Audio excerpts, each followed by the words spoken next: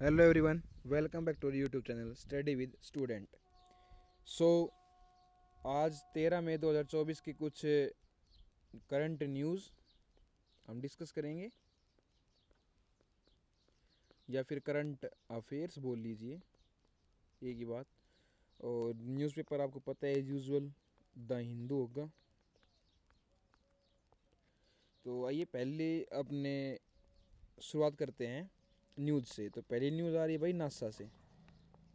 तो नासा से क्या न्यूज़ है?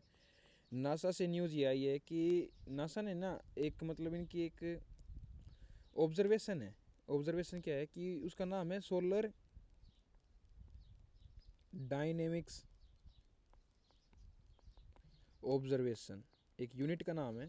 उस यूनिट ने क्या ऑब्जर्व किया? उसने ऑब्जर्व किया कि जो सन है हमारा, उसके अंदर ब्लास्ट हुए हैं दो दो बिग ब्लास्ट हुए, बिग। और ये बता रहे हैं कितने बड़े ब्लास्ट थे कि इससे पहले 2002 या 2003 के तकरीबन ही देखे गए थे वो ब्लास्ट। तो अभी ये ब्लास्ट आए हैं, इसको लगभग 20 से 22 साल बाद ये ब्लास्ट हुए हैं। तो इनमें ये देखा गया है कि जो ये दो ब्लास्ट हुए, तो इनसे हुआ क्या कि इनसे ना ये ब्लास्ट के कारण क्या क्या हो सकता था। इनका मतलब बताया गया है कि भाई जो आपके इलेक्ट्रॉनिक्स आइटम है ना, आपके कम्युनिकेशंस, यानी कि आपकी जो रेडियो वेव होती हैं जिनके थ्रू काम चलते हैं, तो ये इफ़ेक्ट हुई हैं इसके कारण। ये क्या हुई है? इफ़ेक्ट। अच्छा ठीक है भाई। फिर तो इसके ऊपर एक और खुलासा किया, और वो आपको पता है कि जो आपकी मान लीजिए अर्थ है, तो ये नॉर्थ पोल मानता हूँ, ये मैं साउथ पोल मानता हूँ। तो मैग्नेटिक फील्ड चलती है इसके चारों तरफ, आपको पता है ऐसे मैग्नेटिक फील्ड होती हैं। तो ऊपर की तरफ और नीचे की तरफ दोनों तरफ क्या बनते हैं? अरोरा। दोनों तरफ क्या बनेंगे? अरोरा बनते हैं। और ये ऑब्जर्व किए गए, इसके कारण, इस बिग इफेक्ट के कारण ऑब्जर्वेशन है ना इसकी बढ़ गई। और ये ऑब्जर्वेशन लगभग मतलब आप मानिए नॉर्थ पोल से हटके यहाँ तक कि ब्रिटेन के अंदर तक ये देखे गए, कैलिफोर्निया में भी देखे गए। तो ये इससे हुआ क्या? देखो बेसिकली आपको मैं समझाता हूँ। ये मान लीजिए आपका सन है, ठीक है। तो यहाँ ब्लास्ट हुआ, मतलब अर्थ के कंपेरिजन में तो बहुत बड़ा है, पर मान के चलिए यहाँ ब्लास्ट हुआ, तो इससे निकली रेडिएशंस। और रेडिएशंस में क्या क्या निकले भाई? कुछ आपके इलेक्ट्रॉन्स, कुछ आपके प्रोटॉन। तो ये चार्ज होते हैं। जैसे चार्ज पार्टिकल इस मैग्नेटिक फील्ड के अंदर आएंगे, तो ये ऊपर की तरफ डाइवर्ट हो जाएंगे। ये ऐसे डाइवर्ट हो जाते हैं, ये इस प्रकार से डाइवर्ट होंगे और दोनों तरफ से एंट्री करेंगे, नॉर्थ पोल से और साउथ पोल से एंट्री करेंगे। और इसके दौरान यहाँ पर जब ये मैग्नेटिक फील्ड आएंगी और इनसे टकराने के ऊपर ये लाइट सी ऑब्जर्व करती हैं, different colour of light observe होंगे आपको। और उस चीज़ को ही हम अरोरा बोलते हैं कि इफेक्ट है क्या। तो आई होप आप अच्छे से समझ गए होंगे कि ये इफेक्ट है क्या। अब हम चलते हैं सेकेंड न्यूज़ की तरफ। जो हमारी सेकेंड न्यूज़ आ रही है वो आ रही है, देखो अभी फ़िलहाल अभी गवर्नमेंट ने किया क्या है कि एक प्रोजेक्ट का आया, जिस प्रोजेक्ट के अंदर 2 करोड़ रुपीज़ पर किलोमीटर इन्वेस्ट किए जाएंगे। कहाँ इन्वेस्ट किए जाएंगे भाई? किस बॉर्डर पे? चाइना। जो चाइना बॉर्डर है, रोड, मतलब ये है कि 1 किलोमीटर के रोड बनाना होगा, तो उस 1 किलोमीटर के रोड के ऊपर कम से कम 2 करोड़ रुपए खर्च किए जाएंगे।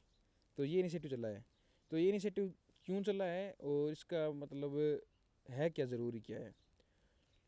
देखिए इसके अंदर क्या है कि आपको पता है कि जो हमारा ऊपर का, जिसको हम अक्साई चीन बोलते हैं, जो कि चाइना ने कब्जा रखा है इधर, आपको पता है अरुणाचल प्रदेश के ऊपर वो अपना पूरा कब्जाना, या सेंट्रल में भी कुछ पार्ट है जिसको कब्जाना चाह रहे हैं। तो इसके अंदर है क्या कि यहाँ पर जो विलेज है ना, जो गांव है, तो वो इतना कनेक्ट नहीं है, वो इतना कनेक्ट नहीं है सेंट्रल इंडिया से, सेंट्रल इंडिया से इतना कनेक्ट नहीं है। तो इसकी वजह से ये स्कीम लानी पड़ी। इसके स्कीम के थ्रू क्या क्या किएंगे? इस स्कीम के अंदर भाई देखो, एक तो स्कीम है क्या, इसके अंदर आता है आपको एक प्रोग्राम जिसको वीवीपी बोलते हैं, यानी कि वाइब्रेंट विलेज प्रोग्राम। तो ये स्कीम है। इस स्कीम के अंदर क्या है कि आपको बेस्ट क्या प्रोवाइड करना है? रोड। आपको बेस्ट क्या प्रोवाइड करेंगे? एजुकेशन। इसके अंदर आपको बेस्ट क्या प्रोवाइड करेंगे, आपको एम्प्लॉयमेंट, ताकि आपको मूव नहीं करना पड़े और बॉर्डर इलाकों में ही लोग, वहाँ के लोग खुश रहें। इसके जो ये स्कीम है ना, तो इसके अंदर बताया गया कि लगभग 4800 करोड़ रुपए बजट बनाया गया। कितना लगभग रुपए खर्च करेंगे 2026 तक। आप ये डेट याद रखिए, 2026 तक करेंगे। तो इस ये जो स्कीम है, ये किसकी स्कीम है, तो ये भाई स्कीम है ना, ये है सेंट्रली स्पॉन्सर। देखिए, जहाँ स्पॉन्सर आ जाता है उसका मतलब हो जाता है कि साथ में कोई और होगा। तो इसके अंदर दो चीज़ें होंगी, एक तो आपकी सेंट्रल गवर्नमेंट हो गई प्लस आपकी स्टेट गवर्नमेंट, ये दोनों के दोनों मिलके भाग लेंगे। जैसे हिमाचल प्रदेश के अंदर कुछ पार्ट है और ऊपर जम्मू एंड कश्मीर लद्दाख रीजन है और इस तरह पूरा आपका अरुणाचल प्रदेश है, तो इसकी स्टेट गवर्नमेंट और सेंट्रल गवर्नमेंट दोनों मिलकर इस भाग लेंगी। और इसके अंदर आपको प्रोवाइड किया जाएंगे जैसे स्किल हो गई, स्किल डेवलपमेंट हो गया आपका कि वहाँ के लोगों का, या फिर इसके अंदर प्रमोट किया जाएगा सबसे आपका मेन होगा टूरिज़्म। जब टूरिज़्म बढ़ता है तो उससे आपकी है ना ग्रोथ बढ़ती है, किसकी, एम्प्लॉयमेंट जनरेट होता है, आपके पास वेल्थ जनरेट होती है, जिसके थ्रू आप काउंटर टैक्स को बचा सकते हैं। आई होप आपने ये अच्छे से पढ़ा होगा। अब हम चलते हैं हमारी थर्ड न्यूज़ से। जो हमारी थर्ड न्यूज़ आ रही है वो आ रही है जो मैंने पहले भी आपको बताया था कि जो हार्ट ट्रांसप्लांट है और आपका जो ये किडनी ट्रांसप्लांट है, या मतलब ह्यूमन ऑर्गन्स जो ट्रांसप्लांट है वो हो रहे हैं आजकल। तो वो कहाँ से हो रहे हैं, देखिए ये आप है ना कोई पिग मानिए, ये पिग है और ये ह्यूमन। तो अब क्या करते हैं कि पिग के अंदर से किडनी निकाल के डाली, तो जो किडनी निकाल के डाली थी तो उसको बता रहे थे भाई लाइफ साइंस के अंदर एक बड़ा ही मोड हो गया। पर आफ्टर ये लगभग मार्च के अंदर उस व्यक्ति के अंदर किडनी डाली गई थी जो कि एक पिग किडनी थी, और अभी रिसेंटली कल यानी कि 12 मई को उनकी डेथ हो गई। उनकी 12 मई को डेथ हो गई। तो अभी ये प्रोग्राम थोड़ा फेल सा लग रहा है, बट अभी हमें जो पढ़ना है वो है कि भाई ये जो ट्रांसप्लांटेशन हो रही है तो ये पिग से ही क्यों हो रही है, मतलब हर जगह पिग देखोगे तो ये क्यों है, क्योंकि माना जाता है कि जो पिग और ह्यूमन है ना उनकी ऑर्गन सिमिलर हैं, थोड़ी सिमिलर हैं, इस वजह से प्लांट, तो मतलब ऐसा नहीं है कि डायरेक्ट पिग नहीं।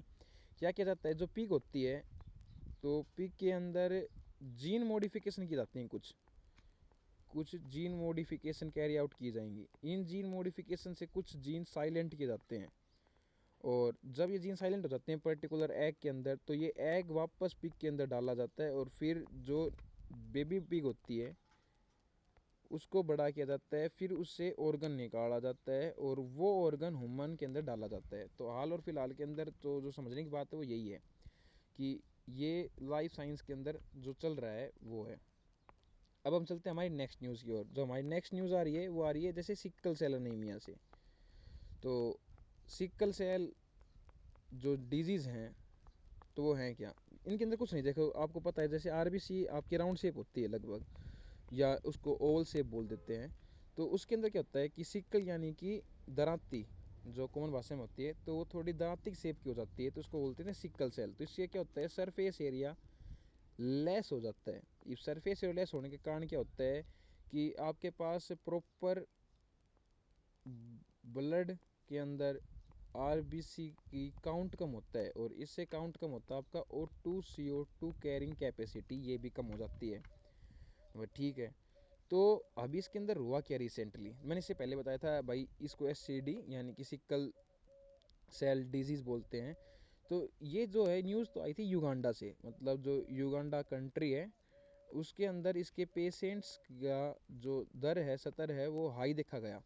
फिर हम बात करते हैं कि भाई इसके अंदर ट्रीटमेंट क्या क्या पॉसिबल है। तो भाई इसके जो ट्रीटमेंट पॉसिबल हैं तो वो तो एक तो भाई सीधी सी बात है ब्लड ट्रांसफ्यूज़न, यानी कि एक व्यक्ति से निकाल के दूसरे व्यक्ति के अंदर हम ब्लड डाल देते हैं, या इसके अंदर हम देखते हैं भाई हाइड्रोक्सी यूरिया, इसे ट्रीटमेंट किया जाए, या फिर इसको जीन थेरेपी की जाए। कि जीन थेरेपी के अंदर क्या करते हैं कि किसी की बोन मैरो लेते हैं, उसके अंदर कुछ मॉडिफिकेशन करेंगे, फिर बोन मैरो आपके अंदर डाल देंगे, तो उससे क्या होगा कि आपका जो नॉर्मल काउंट होने लग जाएगा सेल का। तो फिर इस सिचुएशन को देखते हुए हम देखते हैं कि भाई इंडिया के अंदर इसका क्या इम्पैक्ट है, जो हमारे लिए इम्पोर्टेंट है इंडिया। तो इंडिया थर्ड रैंक पे आता है जिसके साथ ये डिजीज़ होती है। तो और एक ये मान लीजिए ये ना बोर्न डिजीज़ होती है। बोर्न डिजीज़ मतलब जो इनहेरिटेड है, यानी कि वो पेरेंट टू ऑफस्प्रिंग जाती हैं, ये डिजीज़ होते हैं। और जो जीन थेरेपी इसके अंदर है वो है भाई CRISPR, यानी क्रिस्पर, आपको ने शायद नहीं पढ़ा होगा, अगर लाइफ साइंस है तो आपको पता भी होगा। क्रिस्पर थेरेपी होती है, तो ये बहुत ही ज़्यादा, मतलब इसके लिए लगभग आपको 2 से 3 मिलियन US डॉलर की ज़रूरत पड़ती है। तो ये बहुत ही महंगी थेरेपीज़ होती हैं, और जल्दी से इनको अप्रूवल भी नहीं करते हैं गवर्नमेंट्स की, भाई की जाए परफॉर्म, क्योंकि इसके अंदर ना चांस बहुत कम होते हैं ठीक होने के। इसके अंदर क्या है कि डेथ के ज़्यादा चांस है, सो इसके अंदर ये काम किया जाता है। तो अभी हम पढ़ते हैं अपना नया टॉपिक। जो टॉपिक आया है वो आपका है डिजी लॉकर। तो डिजी लॉकर आप सबको पता है कि एक एप्लीकेशन है जिसके अंदर आप अपने डॉक्यूमेंट्स को सेव करते हैं और डिजिटली। तो अभी इसका बताया गया कि इसके अंदर लगभग 270 मिलियन यूज़र हो चुके हैं इसके, और इसके अंदर कम से कम नहीं तो 1 बिलियन डॉक्यूमेंट बताए जा रहे हैं, मोर देन 1 बिलियन डॉक्यूमेंट इसके अंदर अभी हैं। और इसके कारण हो क्या रहा है, तो भाई इसके ऊपर एक वो संदेह उठा कि भाई आपकी जो डॉक्यूमेंट है वो सेफ हैं या नहीं। तो इसके ऊपर गवर्नमेंट ने कहा है कि भाई, ये वैसे भी बता देता हूँ कि ये गवर्नमेंट की इनिशिएटिव है, गवर्नमेंट की ऐप है। तो उन्होंने 2016 के अंदर एक एक्ट पास किया था जिसके अंदर आपको बताया गया था, और ये ना जो डिजी लॉकर है ये आपका ministry of IT and electronics के अंदर आता है, उसके नीचे ये काम करता है। तो इसके अंदर ये बताया गया, फिर इसके इनिशिएट क्यों किया गया, पहली बात तो ये। तो एक हमारा आपको पता है कि डिजिटल इंडिया प्रोग्राम है, डिजिटल इंडिया जिसको बोलते हैं, तो उसके अंदर ये लाया गया। सेकंड, इसको इन्वायरमेंट से रिलेट किया गया कि लेस पेपर इंडिया एक प्रोग्राम है जिसके अंदर हम पेपर का यूज़ नहीं करेंगे, तो इस वजह से इसको इंट्रोड्यूस किया गया था।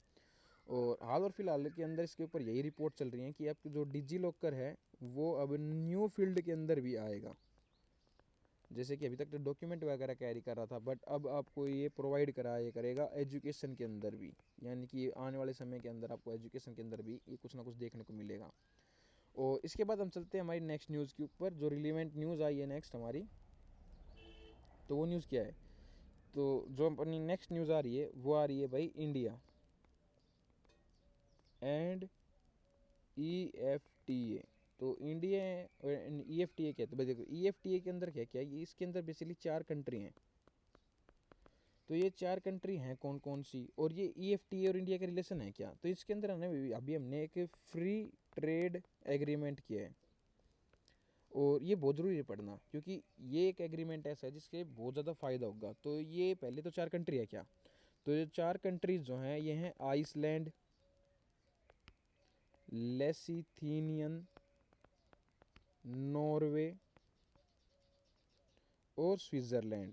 आप ये बात भी याद रखें कि ये जो कंट्री है ना ये EU का पार्ट नहीं है भाई, ये यूरोपियन यूनियन का पार्ट नहीं है यूरोप की ही कंट्री, बट ये यूरोपियन यूनियन का पार्ट नहीं है। जिसके इन हमने फ्री ट्रेड एग्रीमेंट किया, बट इसके साथ हुआ क्या, एग्रीमेंट हुआ, बट एक इनसे लीगल तरीके से हमने ये कहा कि आपको इन्वेस्टमेंट करनी होगी इंडिया के अंदर, कितनी, लगभग 100 बिलियन US डॉलर की इन्वेस्टमेंट चाहिए। ठीक है भाई, हो जाएगी। तो जो 100 मिलियन US डॉलर ना, वो कहा कि 15 ईयर के अंदर और मिलियंस ऑफ जॉब आपको इंडिया में प्रोवाइड करनी, इंडियंस को प्रोवाइड करनी पड़ेगी, इंडिया में आपको जो क्रिएट करनी पड़ेगी। फिर इसके अंदर हमने देखा कि EFTA जो है ये क्या है, इंडिया का लार्ज और ट्रेडिंग पार्टनर है, सबसे बड़ा, नाइन्थ, वैसे नाइन्थ जो लार्ज एंड ट्रेडिंग पार्टनर भी रहा है इंडिया का ये। तो हाल और फिलहाल में हमने EU से सीखना क्या है कि इसके अंदर ये बताया गया कि हमने एग्रीमेंट इससे पहले भी किए हैं और फ्री ट्रेड एग्रीमेंट बहुत किए हैं, बट इसको ना चैलेंज बोला जा रहा है कि ये गेम चैलेंजिंग साबित होगा एक दिन, क्योंकि इसके अंदर हमने ना ये करवा लिया कि आपको कम से कम 100 बिलियन US डॉलर का इन्वेस्टमेंट ले लिया हमने इससे। तो ये बहुत अच्छी बात रही है अब तक की कि ये जो एग्रीमेंट है ऐसे काम कर रहा है, और ये बोला जा रहा है कि इन फ्यूचर हम और भी ऐसे एग्रीमेंट करेंगे। सो आज के लिए थैंक यू। आई होप आपने अच्छे से इन्जॉय करा होगा। और चैनल को लाइक, शेयर एंड सब्सक्राइब अवश्य करें। Thank you.